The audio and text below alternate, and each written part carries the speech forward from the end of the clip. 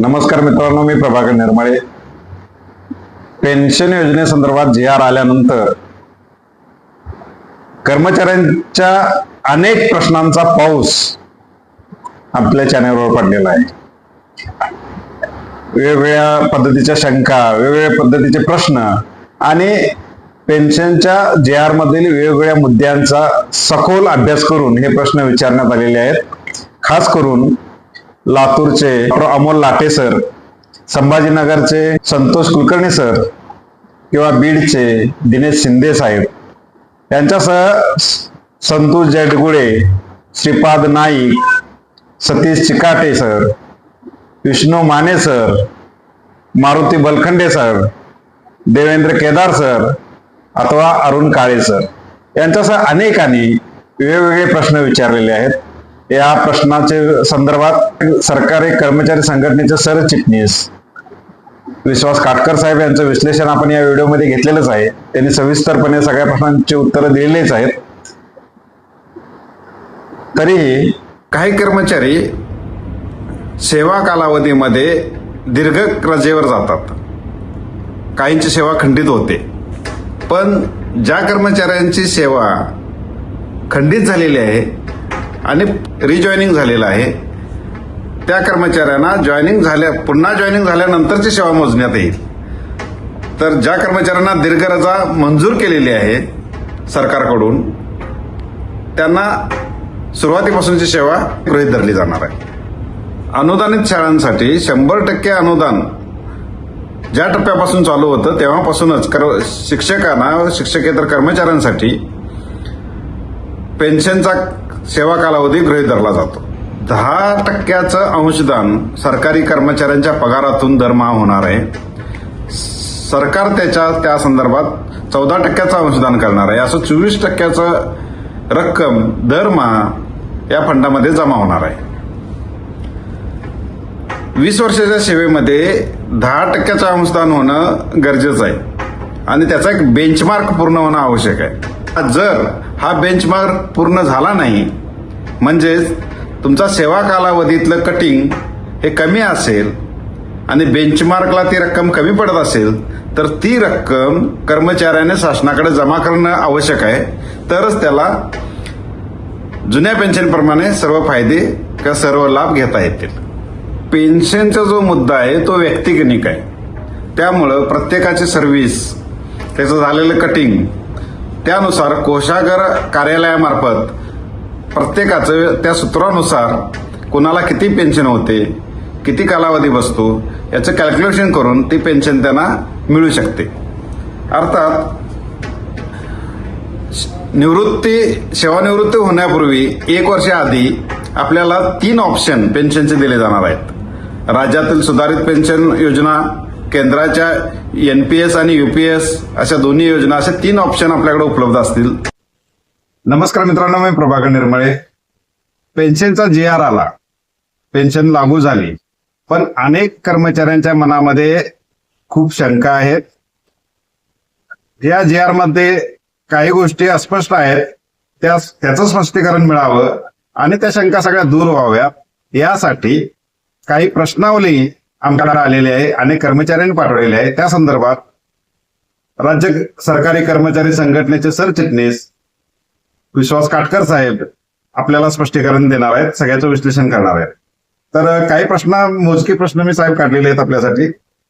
पहिला प्रश्न आहे, NPS योजनेचे सभासद जे आहेत किंवा जे 1 मार्च 2024 पूर्वी निवृत्त झालेले कर्मचारी आहेत त्यांना या योजनेचा लाभ घेता येईल का? NPS चे मुळात ते सर्व सभासद असल्या कारणाने NPS मार्फत जी अॅन्युइटी रक्कम आहे किंवा त्यांचं जे योगदान, अंशदान जे दिलेलं आहे त्या रकमा जर शासनाकडे त्यांनी परत केल्या तर निश्चितपणे त्यांना या योजनेमध्ये सहभाग घेता येईल अशी प्रोव्हिजन 20 सप्टेंबर 2024च्या शासन निर्णयामध्ये आहे. म्हणजे पूर्वी NPS रिटायर झाला आणि त्यांना ऑलरेडी पेन्शनचं काय आहे ते घेतलेलं आहे, त्यांनी लाभ घेतलेले आहेत, पण ते लाभ त्यांनी जर शासनाकडे परत दिले तर त्यांना सुधारित पेन्शन योजनेचा लाभ घेता येईल. NPS चे लाभ. NPS. दुसरं वन वे स्विच म्हणजे परत एका जुन्या पेन्शन मध्ये वगैरे त्यांना कुठल्या दुसऱ्या स्कीम मध्ये जर जायचं असेल तर ते जाता येतं का? केंद्र शासनाने त्यांच्याकडे युपीएस आणि एनपीएस अशा 2 स्कीम त्या ठिकाणी आहेत. तर त्यामध्ये त्यांची प्रोव्हिजन त्यांनी केलं आहे की सेवानिवृत्तीला 1 वर्ष शिल्लक असताना संबंधित कर्मचारी जो युपीएफ ज्याने स्वीकारलेला आहे त्याने पुन्हा जर एनपीएस साठी ऑप्शन दिला तर तो स्वीकारायला आहे. बर. जसं तद्वतच राज्यामध्ये आता 3 पेन्शन योजना सुरू झालेल्या आहेत. आरएनपीएस, यूपीएस आणि एनपीएस. या 3 योजनांमध्ये बाबतीत सुद्धा संघटना निश्चितपणे मागणी करणार आहे की शेवटच्या म्हणजे आपल्या केंद्राच्या धर्तीवरती शेवटच्या 1 वर्ष रिटायरमेंटला असेल त्यावेळेला त्या 3 पैकी नक्की कोणती फायद्याची जी आहे योजना आहे ती स्वीकारण्यासंबंधामध्ये त्या ठिकाणी विकल्प अलाव करण्यात यावा अशा प्रकारची मागणी करण्यात. बऱ्याचशा कर्मचाऱ्यांना असा प्रश्न पडलाय की सेवानिवृत्तीच्या वेळी त्यांना 10% अंशदान तर परत मिळणार नाही, मग त्यांना कोणती रक्कम परत मिळेल? त्यांना तर रक्कम जी 10% ते देतात म्हणून शासन स्वतःचे 14% त्या ठिकाणी इन्व्हेस्ट करते आणि संचित निधी त्याचा तयार होतोय. आणि ही रक्कम 10% आहे ती संचित निधी दिल्यामुळे तो परत देण्याचा प्रश्न नाही अशी शासनाची स्पष्ट भूमिका आहे. आणि त्यामुळे 10% रक्कम आहे म्हणून संचित निधी आहे, संचित निधी आहे म्हणून पेन्शन 50% देता येणे शासनाला शक्य होणार आहे असे ते एक प्रकारची त्रिसूत्री आहे. अच्छा. मग सेवानिवृत्त होताना त्याला काय लाभ मिळतील? सेवानिवृत्ती होताना त्याला रजा रोखीकरणाचा लाभ मिळू शकेल. महत्वाचा म्हणजे ग्रॅच्युइटी त्याला मिळू शकेल. GIS ची रक्कम त्याला 1 महिन्यात मिळू शकते. ह्या रक्कमा त्याला मिळू शकतात. अच्छा. अंश राशीकरण या संहितेमध्ये आहार आणि संवितरण जे अधिकारी आहेत त्यांना पेन्शन अदा करण्यासंबंधात काही नियम अद्याप तयार करण्यासंबंधामध्ये शासनाने सुतोवाच केलेला आहे. तर त्यावेळेला कदाचित अंशदान पेन्शन योजना आणि कम्युटेशनचा भाग जो आहे पेन्शनचा त्याबाबत विचार होण्याची शक्यता आहे. पण तो नसेल तर संघटना त्यावरती अंशदान संबंधामध्ये मागणी करू शकते. अंशदान नाही, कम्युटेशन अंश राशीकरणाबाबत. गट विमा आणि विकलांग पाल्यांना निवृत्तीवेतन मिळेल का? त्याची सध्या तरी प्रोव्हिजन नाही आहे, परंतु ही कल्याणकारी योजना असते. त्यामुळे शासन लक्षात घ्या बघाजी ज्यावेळेला शासन एखादा GR नव्याने काढतो, नवीन स्कीम काढतो त्यावेळी त्याचे जे परिणाम असतात त्याची अंमलबजावणी झाल्यानंतर त्या ठिकाणी दिसू लागतात. आणि त्यातले जे परिणाम वेगवेगळ्या स्वरूपाचे असतात ते जर कुठे अनिष्ट असतील तर त्या संबंधामध्ये कर्मचाऱ्यांच्या मनामध्ये किंवा त्यांच्या नुकसानीचे असतील तर त्याबाबत शासन जरूर पुनर्विचार करते आणि त्याला अमेंडमेंट आपण त्या अमेंडमेंट होत असतात किंवा त्या GR मध्ये काही इन्सर्ट सुद्धा काही गोष्टी केल्या जातात. त्यामुळं GR लागू झालेला आहे. या पार्श्वभूमीवर ज्या गोष्टी आपल्याला मिळालेल्या नाहीत किंवा मिळू शकतात त्या संबंधीची मागणी निश्चित आपण करणार आहोत. हा जो पेन्शनचा विकल्प द्यायचा आहे तो कधीपर्यंत त्याची वेळ मिळालेली आहे? 31 डिसेंबर 2026 पर्यंत मुदत आहे. GPF प्रमाणे संचित रक्कम काढता येईल का? संचित रक्कम जी अंशदान आहे त्यातून काढता येणार नाही. तर जीपीएफच्या बाबतीमध्ये शेवटी पूर्वी जीपीएफ होता तो कॉन्ट्रीब्युशन वरच आधारित होता. त्यामुळे जीपीएफ ची संबंध जीपीएफ साठी त्या ठिकाणी योजना असावी अशी भविष्यात कर्मचाऱ्यांना आवश्यक असेल. कारण का आता बाजारामध्ये भरपूर प्रॉव्हिडंट फंड त्या ठिकाणी ऑप्शन्स मिळू शकतात. तर त्या पार्श्वभूमीवरती जर कर्मचाऱ्यांनी त्या ठिकाणी मागणी केली की ही योजना तत्समान योजना तसं तर जुन्या पेन्शन प्रमाणे ही पेन्शन दिली आपल्याला तद्वत जुन्या पेन्शन प्रमाणे ज्या काही इतर गोष्टी आहेत त्या सुद्धा मिळण्यासंबंधात आपण आग्रह करू शकतो. बरं. कर्मचारी वर्गणीतून जमा संचित निधीतून अॅन्युटी घेतली असेल तर त्याचं काय आहे? अॅन्युटी मधून काही रक्कम काढली असेल तर ती भरावी लागेल. एनपीएस मधूनच ही रक्कम घेतली असेल तर ती त्यांनी भरल्याशिवाय त्याचा पूर्ण जो रिटायरमेंटच्या क्वालिफाईंग सर्व्हिसचा कालावधी आहे तो त्या ठिकाणी गृहीत धरला जाणार नाही.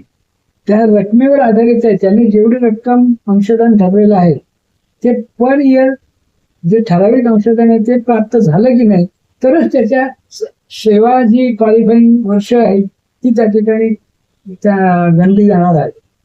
मयत कर्मचाऱ्यांच्या कुटुंबास कुटुंब निवृत्ती वेतन सोबतच कर्मचारी अंशदान जमा रक्कम परत मिळेल काय?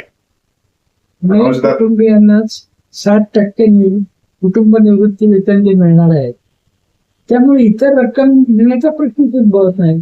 अच्छा, परत द्यायचा काय विषय येत नाही. कर्मचाऱ्यांच्या 40% संचित निधीवर अॅन्युटी सर्व्हिस प्रोव्हायडर कडून प्राप्त होणाऱ्या वार्षिकीचा अॅन्युटीचा तपशील संबंधित अरहण आणि संवितरण अधिकारी यांना कधी द्यायला पाहिजे?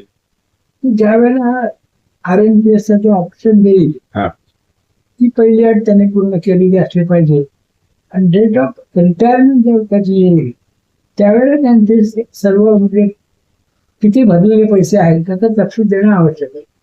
पेन्शन वितरण व्यवस्था ही कोषागार कार्यालयामार्फत होईल हुशार आहे. आणि त्या संदर्भातल्या तक्रारी का संबंधितला विषय सोडवण्यासंदर्भात तर काय योजना सुरू होऊ द्या मग त्याचं त्या संबंधाची उपाययोजना करता येईल. या संबंधात काय करायला पाहिजे, अडचणी निर्माण होत आहेत कशा सोडवायला पाहिजे हा विचार होऊ शकतो. होऊ शकतो.